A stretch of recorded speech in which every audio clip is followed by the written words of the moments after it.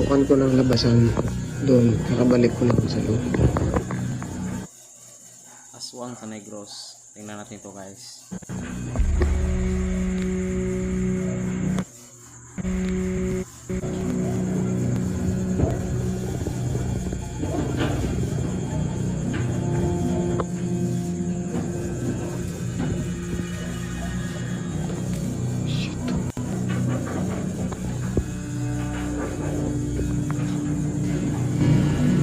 Ito ay ang aking tunay na karanasan, na kung saan sinadya kong i-video ang mga kaganapan mismo sa loob ng aking tahanan.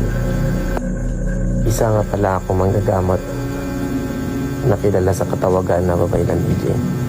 Alam ko kung ano ang mga kaganapan na nangyayari sa paligid ko.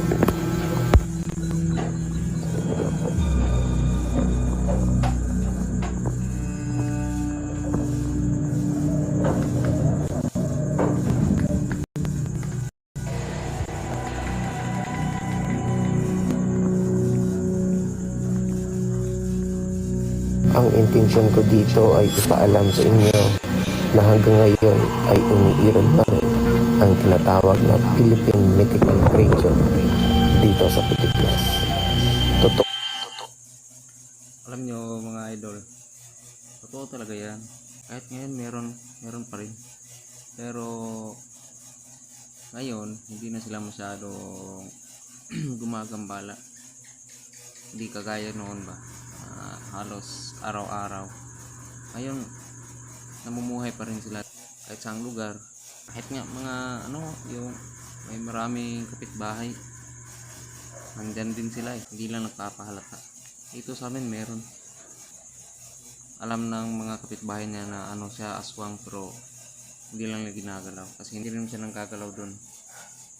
Pero alam nila na siya yung aswang doon kasi nga na yun nasa 80 plus na yun, pero yung mukha niya parang 60, parang 50 plus. Yung age niya is 80, tapos yung mukha niya nasa 50 plus. Ganun siya katanda guys, pero yung mukha niya medyo hindi pa makunat. Ang aswang. Ang limpik ito man.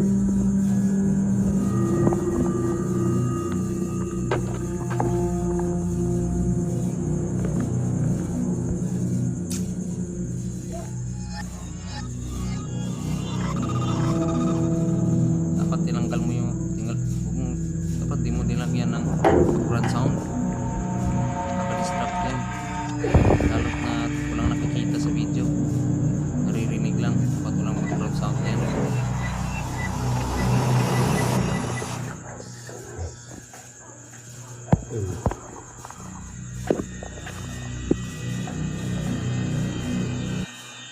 Naku, ang nakakatakot pa dito guys is yung bahay medyo open, hindi pa masyadong tapos,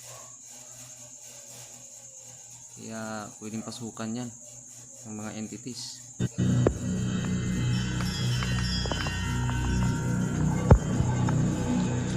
Ito ang gatubig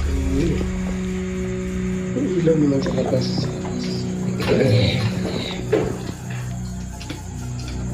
Hindi talaga. Isip.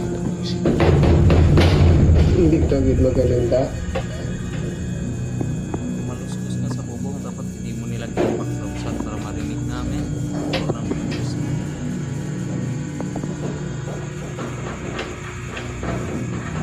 Ano ito?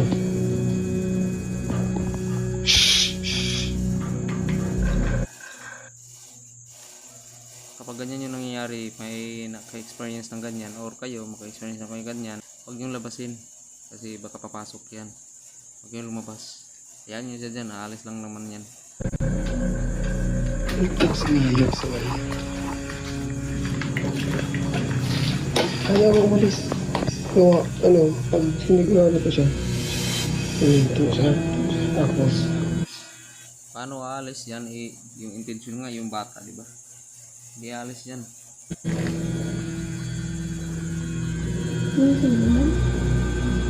lumipat. Yun ang Ito ba siya? Isang parang tulog na tulog.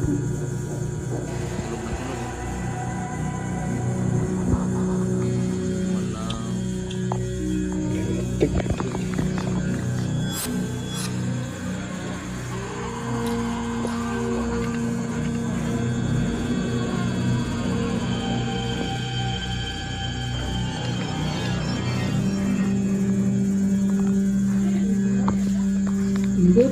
ko naman ba nilaga kahit kung ilaga ang digid na mati. Nilaga yan, kabati na nilaga, bumahalin na tayo, diba? Ha? Hindi man ko rin.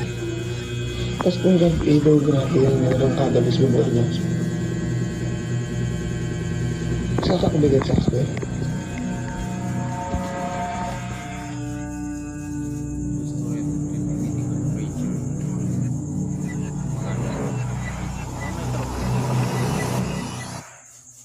Sige, mag-aantay ako kung may karugtong yan. Sana may sa susunod, huwag mo nang lagyan na background sound para marinig namin yung paligid. Baka may narinig, baka may hindi ka narinig dyan sa video na narinig din namin. Yan, para yun nga. Basta sa susunod, huwag kayong maglagyan ng background sound kapag ganito yung actual na pangyayari. Sa actual na pangyayari may tunog kayo na naririnig na kakaiba. So, yun lang. Reaction video lang muna tayo mga idol.